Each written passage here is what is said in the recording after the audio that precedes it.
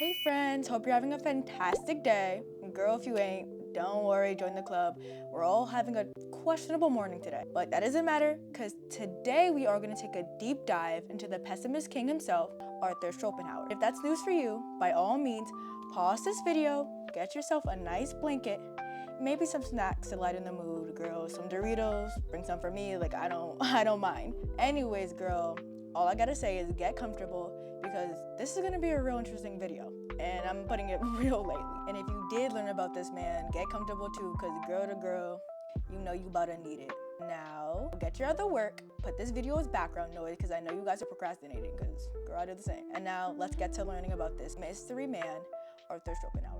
So before we talk about the philosophy of this mysterious Schopenhauer guy, we do have to discuss the life that led up to his philosophical big boom. Arthur Schopenhauer was born on February 22nd, 1788 in Danzig, Poland, modern day Gdańsk. If you're familiar with history, girl, if you're not, that's okay because a girl failing AP World too.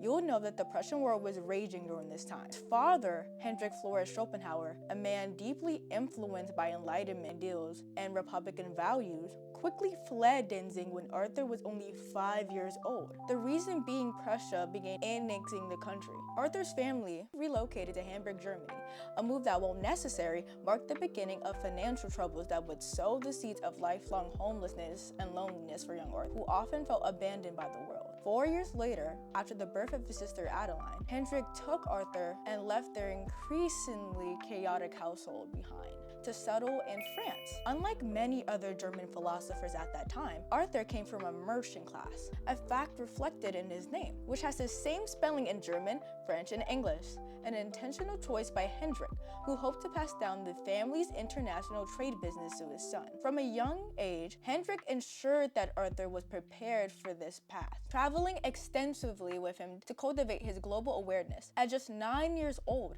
Arthur was sent to live with the de Bellesmaire family in Le Havre. Though he didn't know at the time, the 2 years he would spend there would be the happiest of his life. Despite moments of peace, however, Arthur's childhood was largely unstable. The constant moving left him feeling rootless, a sentiment he would later lament, stating that he truly never had it home. At 11, he returned to Hamburg, leaving behind the second family that had unknowingly became his first. Upon his return, however, he began to view his old life with fresh eyes and became increasingly disillusioned with the upper-class lifestyle of his parents. This shift in perspective deepened when he attended the Christian-run private school, where he first discovered his passion for intellectual pursuits. Noticing this, Hendrik offered him a proposition: accompany him on a tour of Europe before apprenticing with a merchant, or attend a gymnasium, also known as a secondary school, in preparation for university. While this might have seemed like an ideal escape from his mundane home, it was more of a curse than a blessing. Arthur was ultimately persuaded to abandon his studies in favor of Hendrik's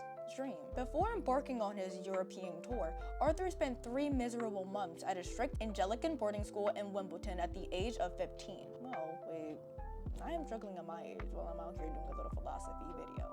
Right, okay, so the stark contrast between this experience and his joyful time with the de Bellesmaire family solidified his distaste for the English style of Christianity and later influenced his philosophical outlook. His relationship with Hendrik also deteriorated during this period, as his father, once loving letters, became harsh and critical, reprimanding him for lacking the qualities needed to become a great merchant. Though his mother, Johanna Schopenhauer, attempted to console him, Arthur already understood his fate. He would have to sacrifice his education to appease his father. Finally, after 3 grueling months, Arthur and Hendrik set off on their European journey, an experience that would change both of their lives forever.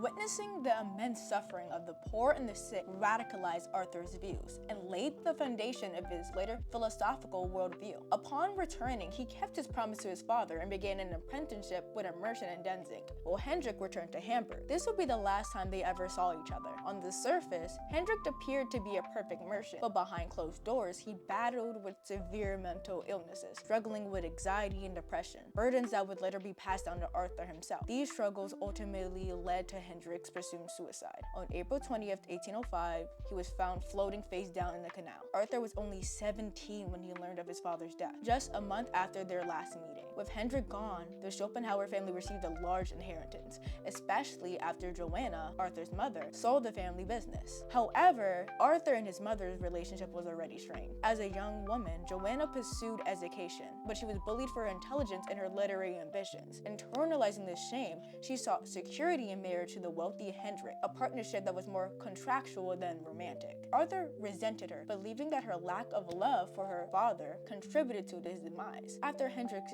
death, Joanna moved to Weber, where she found success as a writer. In 1807, Arthur followed, though he lived separately. Their relationship continued to deteriorate, and Arthur took his mother's departure as further proof of life's inherent suffering, prompting him to distance himself emotionally and focus on his philosophical work. Despite his father's passing, Arthur initially honored Hendrik's wishes by entering the business world. However, 2 years later, his mother finally granted him permission to pursue higher education. With the help of a tutor, he enrolled at the University of Göttingen, initially studying medicine, before switching to philosophy after his third semester. Under the guidance of Gottlieb Ernest Schultz, he was introduced to the works of Kant and Plato, which profoundly shaped his thinking. In 1811, he transferred to the University of Berlin, hoping to study under renowned philosophers John Gottlieb Fichte and Friedrich. I'm not gonna even try. It's gonna be on the screen. To his dismay, both thinkers deeply disappointed him. Arthur became increasingly disillusioned with academic philosophy, viewing it as a detached form from genuine philosophical concerns and compromised by theological agendas. Once again, war loomed over his life. In 1813, Napoleon's Grand Army invaded Berlin, forcing Arthur, now 25, to flee to Rosendal, a small town near Weimar. It was there, amidst the chaos of war, that he wrote his doctoral dissertation, The Fourfold Root of the Principle of Sufficient Reason, which is something we'll return back to. This work was a response to Kant, addressing what Arthur saw as neglected aspects of the philosopher's categories. 1814, after a heated argument, Arthur permanently severed ties with his mother and moved to Dresden, where he immersed himself in the study of Baruch Spinoza. That same year, he submitted his dissertation to the University of Jena and was rewarded a doctorate in philosophy. During his time in Dresden, he collaborated with Goethe on the novel On Visions and Colors, but the relationship soured after Arthur published a theory he believed was superior to Ghosts. Okay, doing the most for what?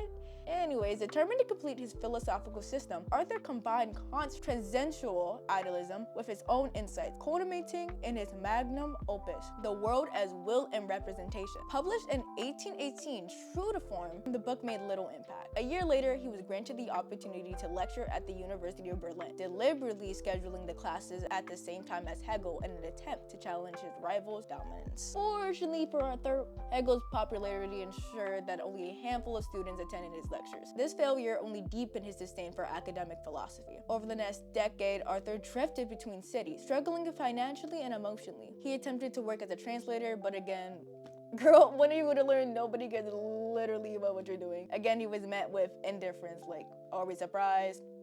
No. His misfortunes continued when he was sued by Caroline Lewis Margaret, whom he had forcibly removed from his apartment's antechamber, which is like, I don't know, like 2 rooms connecting. Girl, don't ask me, cause Wikipedia only can tell a girl so much. I'm joking, by the way, I do my research. The court ruled that he had to pay her 60 thalers, which is like, I would translate to like $80, $120. Like, it's not that much. That's the point. Bro was stingy. It wasn't that much. In 1831, Schopenhauer fled Berlin due to a cholera outbreak and settled in Frankfurt am Main, where he would remain for the rest of his life. Despite years of obscurity, Arthur's fortunes changed in 1839, when his essay Of the Freedom of the Human Will won a prize from the Norwegian Academy, marking his first public recognition. His reputation continued to grow in 1851. The publication of Parega and Paralomima, a collection of essays and aphorisms aimed at the general public, catapulted him to fame. A positive review by John Oxford made him an overnight sensation. Finally, after a lifetime of struggle, Arthur was starting to enjoy the recognition he had always believed he deserved. Schopenhauer spent his final years following a strict routine, revising his major works and basking in his long-awaited success. On September 21st, 1830, at the age of 72, he passed away, leaving behind a legacy that would shape existentialist and pessimistic philosophy for generations. generations to come. Now that we caught up to speed, you know a little bit about this Schopenhauer guy, let's now dive into a little background about his philosophy. You know, a little background check, because I know you guys are still confused, girl. I did my research, I'm still confused too. Schopenhauer's philosophical ideas became relatively fixed at a young age. He did not significantly develop his philosophy beyond the initial concept set forth in The World as Will and Representation. His stubborn personality played a role in this, as he always saw differences as inferior, refusing to engage in philosophical debates or seek external perspectives. Instead, he preferred silent reflection and meticulously questioning his own beliefs in his notes rather than consulting peers. Schopenhauer viewed himself as the sole legitimate interpreter of Kantian philosophy, outright despising those who claimed to be its successor.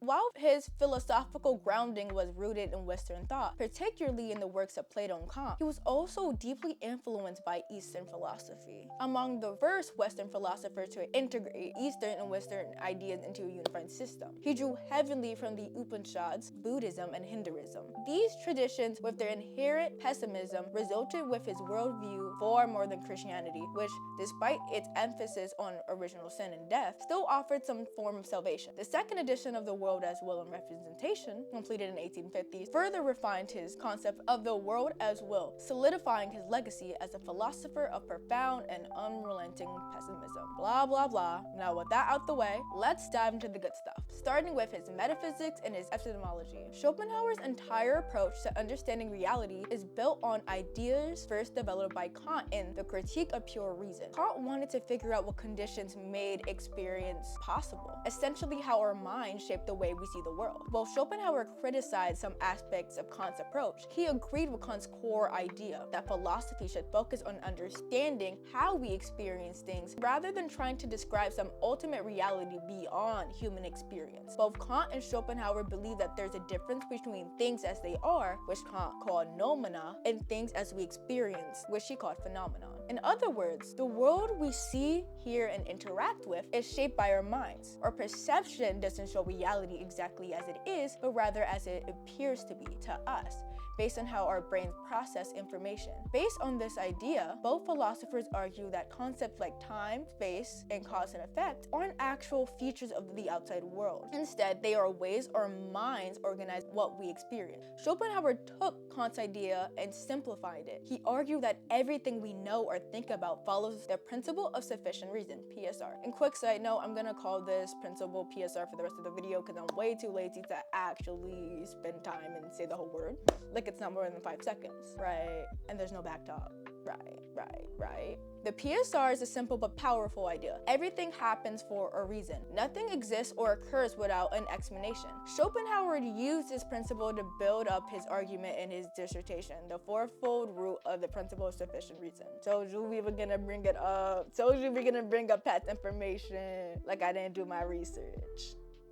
I try. He explained that all of our experiences and thoughts are connected by 4 versions of the PSR, each dealing with a different part of life. Number 1, becoming. Everything in the physical world happens because of something before it, cause and effect. If something exists now, it must have come from something before. 2, knowing. Every belief or idea needs logical reasons to be considered true. 3, space and time. These 2 are linked, and things that exist within them follow a mathematical structure. 4, willing. Our actions are driven by motives, meaning free will is an illusion. Our choices always follow from something that came before. Schopenhauer criticized Kant and other philosophers for not fully separating logical explanations, which relate to reason and arguments, from causal explanations, which relate to events happening in the physical world. He believed that previous philosophers, especially Kant, had not properly applied the PSR to human behavior and mathematics. Schopenhauer saw his work as correcting these mistakes so future philosophy could be clearer and more precise.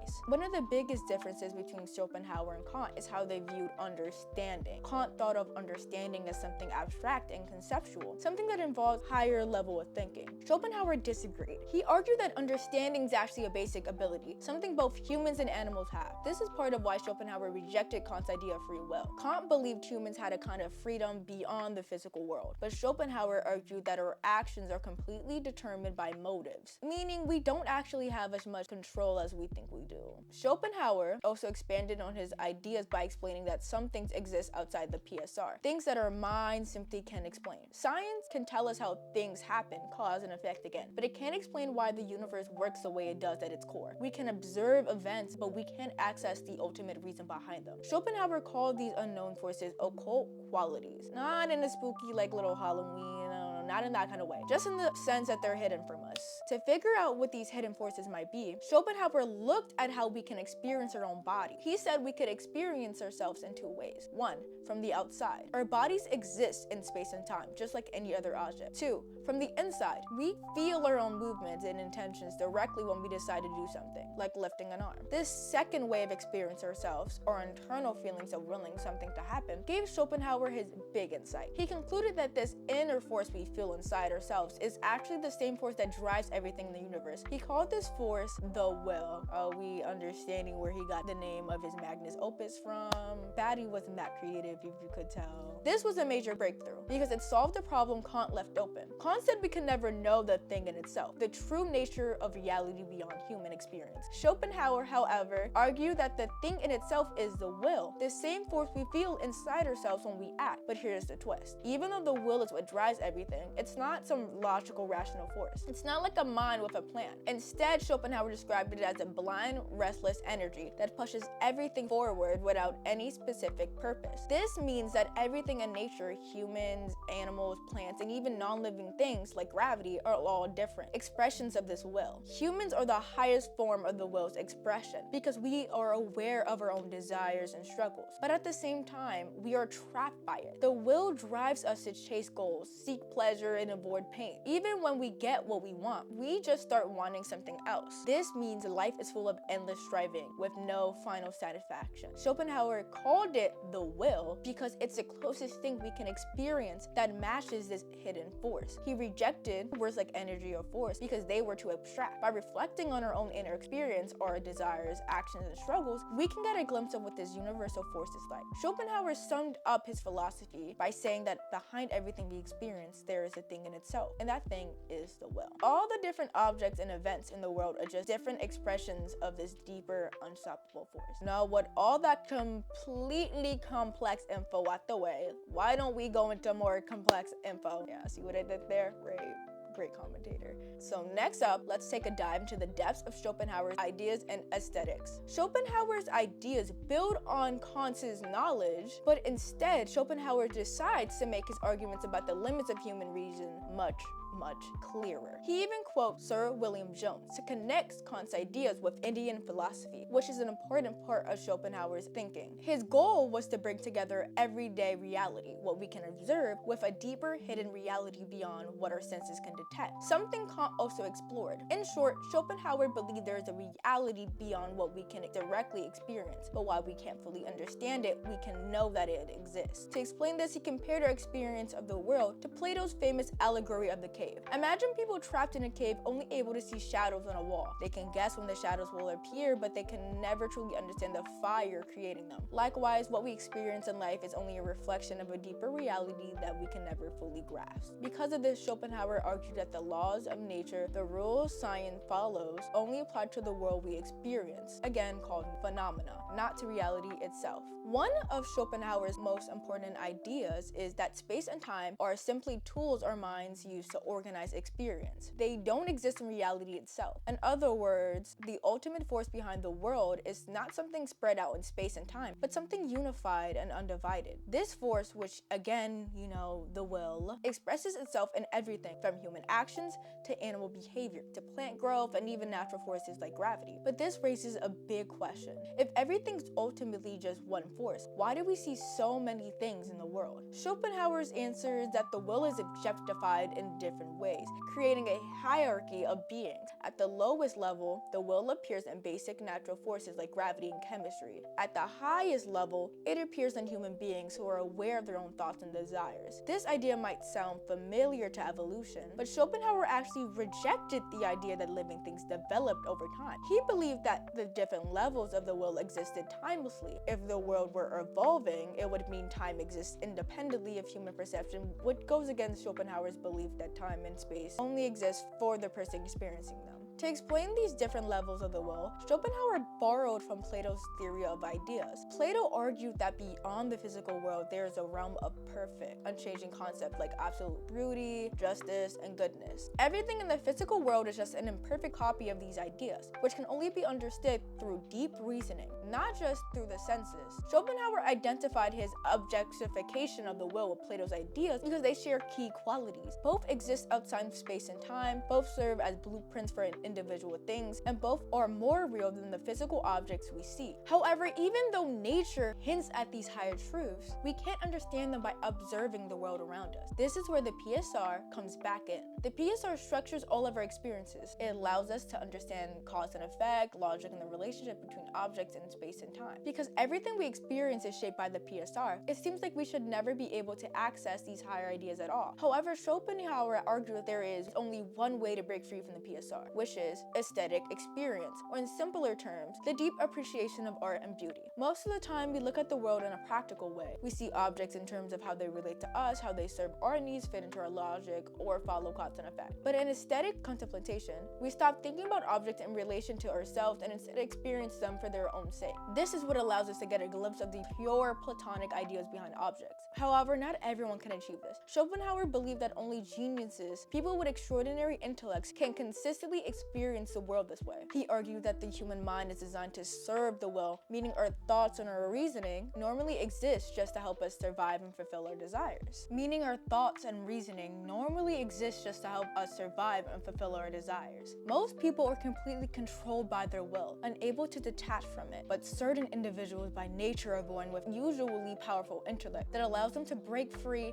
This deep contemplation is what allows them to create art, which in turn allows ordinary people to experience the world more purely. Everyday perception is shaped by personal desires, but art presents reality in a way that transcends those desires. Different types of art reveal different levels of the will's objectifications, but music is the highest form of all because it expresses the will directly without representing anything specific. Schopenhauer believed that genius is defined by the ability to engage in these kind of pure contemplation for long periods. A genius sees the world not in terms of practical needs, but in terms of beauty and truth. And because the genius can repeat what they experience in the form of art, they help others catch glimpses of these deeper realities as well. In this way, art serves as a bridge between the ordinary world of experience and the hidden reality behind it. So girl, I already know. You're confused, aren't you? If you need a rewind, don't worry. A girl's yapping can wait a little bit. Before we get to the next part, I just want to put a disclaimer because I know philosophy can be difficult to comprehend on the first try. So by all means, go back, comprehend,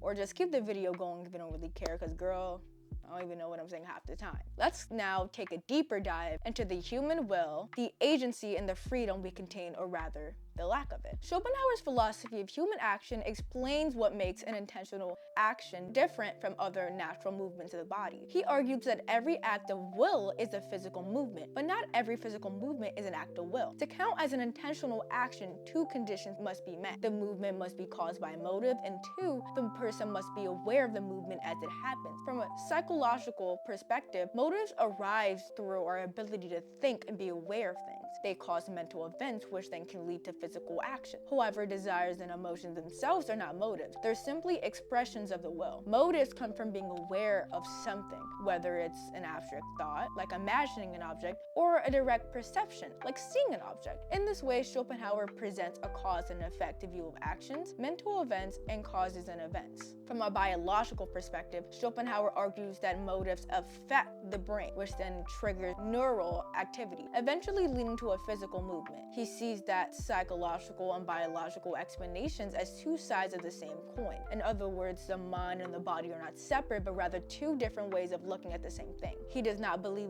the brain creates the will. Instead, he argues that the will is constantly striving for action. However, this striving has no direction on its own. It pushes in all directions at once without actually moving. The nervous system does not generate movement, but simply guides this energy, allowing the body to move in a specific way. Since Schopenhauer believes that actions follow motives as predictably as a ball moves when struck. This raises a problem. If human actions are determined by cause and effect, why do they seem so unpredictable? He explains that unpredictability comes from the fact that no one can fully understand another person's character or beliefs. Since each person is unique, we can never completely predict how they will react to a given motive. However, if we had full knowledge of a person's character and beliefs, we could predict their actions just as easily as we can predict the movement of a billiard ball. Schopenhauer characterizes different types of cause and effect relationship. Number 1, mechanical causation. The effect is immediate, like a billiard ball moving when shrugged.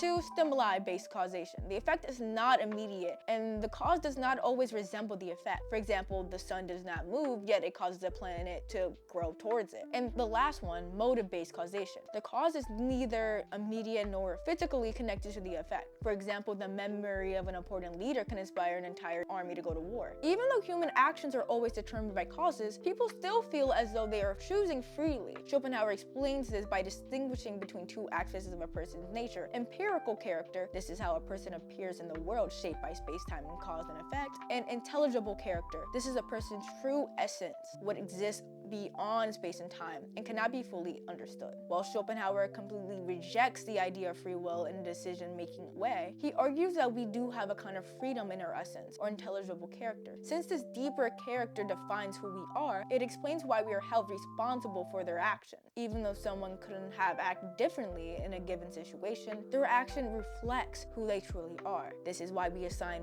praise or blame not just to actions, but to the person behind them. Ultimately, Schopenhauer denies that we can freely choose how we respond to motive. For any given situation, only one outcome is possible, and the person necessarily acts in that way. However, while we are not free in our actions, we do have freedom in our deeper essence. Even though our character is beyond our direct understanding, it is still uniquely ours, making us responsible for our actions. Okay, so let me read your mind. Let's do a little guessing game. Okay, hold on. Reading your thoughts. You probably don't understand a thing this man is talking about. I'm not gonna lie, if you think that's true, you kind of relate to 99% of philosophers out here. But his philosophy is still a little fun thing, you know, to review, to think about, to not really apply, but just to think about how it could be applied to life. But girl, if you're confused, just know it's about to get real deep in here too. Just listen a bit to the yap. Next up, let's cover his ethics. Both Schopenhauer and Kant tried to explain how human actions can be both determined by necessity and free will. They did this by distinguishing between two levels of reality: the world as we experience it, again, the phenomenal world, and the world as it truly is beyond our perception, the nominal world. However, Schopenhauer strongly disagreed with Kant's view of morality, especially his idea that duty is an essential part of human nature. Schopenhauer believed Kant's biggest mistake was assuming the existence of moral laws without actually proving they exist. Kant started with the idea that universal moral laws exist and then built his ethical system around that assumption. But Schopenhauer argued that these so-called moral laws are based on religious beliefs, not actual proof. He also rejected Kant's idea that morality is about following unconditional rules that apply no matter what. In Schopenhauer's view, people only feel obligated to follow a rule when there's a consequence for not doing so. A moral rule only has power if breaking it leads to some kind of punishment. Like the philosopher David Hume, Schopenhauer did not believe that morality comes from reason. Instead, he argued that morality comes from compassion, which allows people to go beyond selfishness. His ethical principle is simple: do no harm and help others as much as you can. Most people act selfishly because they directly feel their own happiness and pain, while they only understand people's feelings in an indirect way. However, some rare individuals are capable of acting purely out of compassion. For Schopenhauer, compassion arises when someone becomes deeply aware of another person's suffering, almost as if they feel it themselves. This happens because at the deepest level, the idea that we are separate individuals is just an illusion. In reality, we are all connected. This awareness cannot be taught through reasoning or word. It must come through personal experience. Like Kant, Schopenhauer believed that what makes an action morally good is the motive behind it. However, he judged people's morality based on their level of compassion rather than the specific actions they take. For example, a just person recognizes that others have values and avoids harming them. But a truly good person goes even further. They feel suffering as if it's their own and actively try to help others. At the highest level of morality, a person would be so deeply moved by others' pains that they would be willing to sacrifice their own well-being. Finally, we're at the home stretch of this man's philosophy. We're almost done. Don't worry, hang on, sis. We just have to cover his itsy-bitsy overbearing pessimism, and then we can be done with this. At this point in the video, I'm inclined to ask, do you realize where he gets his name from? Pessimist King? No? All right, then maybe this section will explain it for you. Schopenhauer's pessimism stems from his understanding of the will, the inner force that drives everything in the world. According to him, the will is a blind and aimless, constantly striving without any ultimate goal or fulfillment. Because its desires can never be fully satisfied, existence is marked by endless struggle and frustration. Everything in nature, from inanimate objects to living beings, is caught in the cycle of insatiable striving. Every force in nature competes for survival, seizing resources from others in a never-ending battle. For Schopenhauer, life is defined by conflict and dissatisfaction. When we achieve our goals, the satisfaction is only temporary. When we fail, we suffer. Since existence itself is built on endless desires that can never be permanently fulfilled, suffering is unavoidable. This applies not just to living creatures, but to all of nature, because everything is, at its core, an expression of the will. However, suffering is most intense in human life because our advanced intellect, instead of helping us escape suffering, it only makes us more aware of it. No amount of reasoning or knowledge can reduce our misery. If anything, it only deepens our suffering by making us fully conscious of it. All human ambitions, in Schopenhauer's view, are ultimately pointless because they are driven by a will that can never be satisfied. Since life is fundamentally rooted in suffering, Schopenhauer argues that non-existence would be preferable. However, death is not the solution, as it only ends in individual suffering in its current form while the cycle of suffering continues. The only true escape to reject the will is to turn away from desires and renounce the constant striving that defines existence. Schopenhauer draws parallels between this idea and Buddha's teachings, particularly the path to enlightenment and the attainment of nirvana through the denial of cravings. While he does not believe in a god, he sees this renunciation as the only way to give life deeper meaning, one that goes beyond mere existence. In his view, true salvation can only be found in letting go. And with that final section, this is the first in-depth guide into the pessimist king Arthur Schopenhauer on this channel. I hope you had fun, cause girl, I told you it was gonna be a ride. And I know you're a little confused on that side of the camera. Girl, I'm confused on this side. So if you have any more questions that I didn't answer or that you want to be answered, I'm going to link a few sources I used to make my script and to consolidate his philosophy into this short little fun video for the girls. If you want more of that, check the description because I'm going to have all the sources there. And with that, have a good night. Hope you learned a lot from this video and there will be more to come. Bye!